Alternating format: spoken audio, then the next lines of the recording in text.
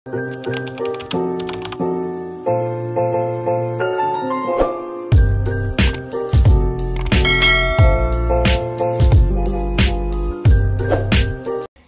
everyone, welcome to my channel. आज साह्रै गाह्रो छ खाना पकाएर गाउँ जानुपर्ने। यहाँ चाहिँ भाइ मिन्सिनु भएको छ क्या, दुईटै दिदी मिन्सिनु भएको छ। हाम्रो पालोमा चाहिँ खाना पकाउनु छ। खानामा हामी पालक पनिर र राजमा बनाइरहेको छ। आन्टी प्याज काट्नु लाग्छ, आन्टीको आँखामा आँसु आएर सबैको आन्टीलाई धेरै गाह्रो भएको छ।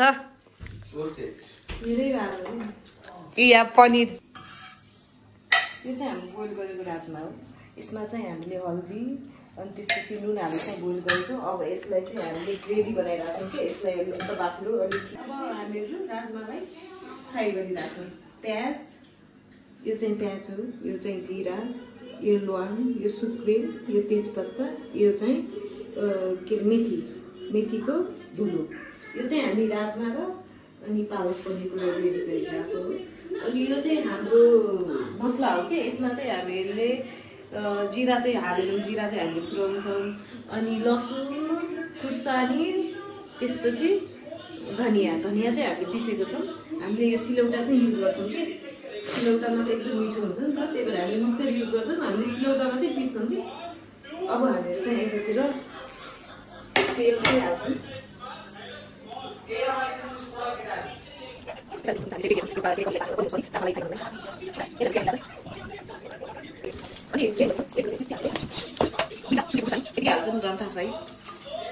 हाम्रो चाहिँ रेसिपी हो, तपाईँले कसरी बनाउनुहुन्छ थाहा छैन, यो चाहिँ हाम्रो रेसिपी।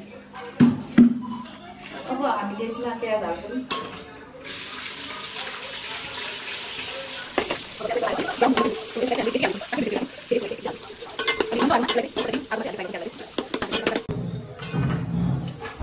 यता चाहिँ हाम्रो चिया बनिरहेको छ कि फेरि हाम्रो घरमा चाहिँ कस्तो छ कि दुधै दुधमा त चिया खाने के पानी हालेको त चिया नखाने।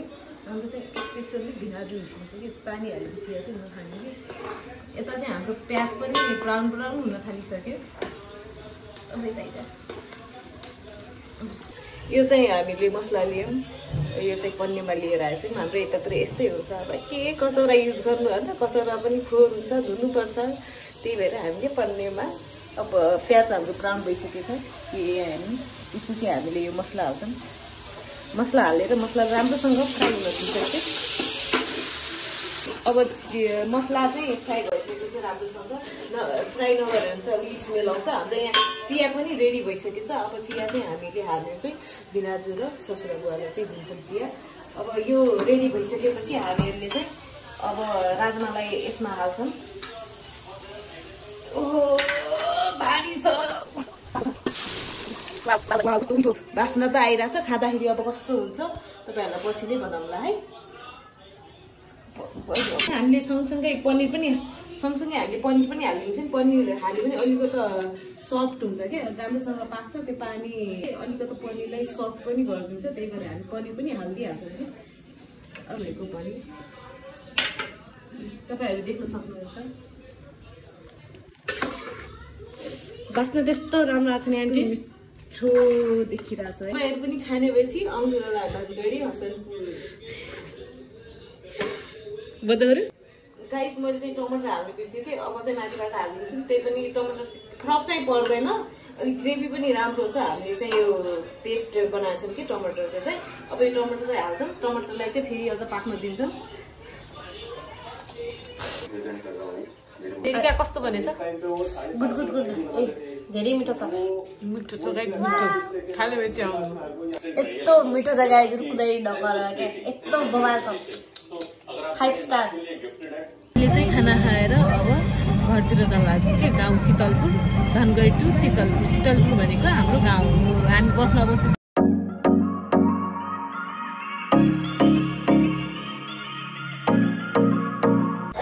मलाई चाहिँ ट्राभल गर्दाखेरि एकदमै धेरै निन्द्रा लाग्छ कि। म चाहिँ सुतेको रहेछु, नेरिकाल चाहिँ मेरो भिडियो बनाइदिएको रहेछ। सुत्दा घर पुगेको थाहा नै भएन। घर ऊ देखिरहेको चाहिँ मेरो घर हो। कति चाँडै घर पुगे जस्तै लाग्यो कि। घर पुग्दाखेरिको एक्साइटमेन्ट कति राम्रो।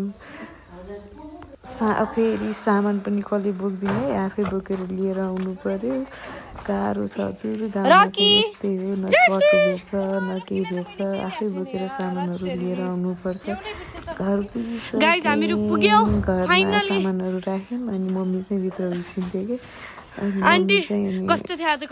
मम्मीलाई चाहिँ बोलायौँ कि बाहिर मम्मी चाहिँ अनि बाहिर आइसक्यो बाहिर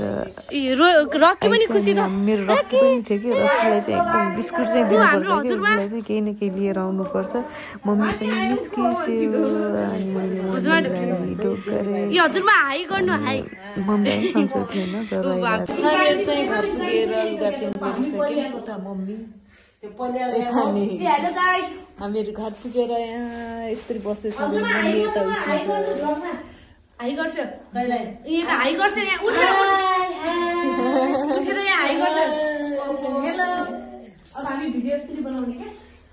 उहाँ नेहरिकाले आफ्नो भ्लग चाहिँ हेरिरहेको थियो गाउँको टिभीबाट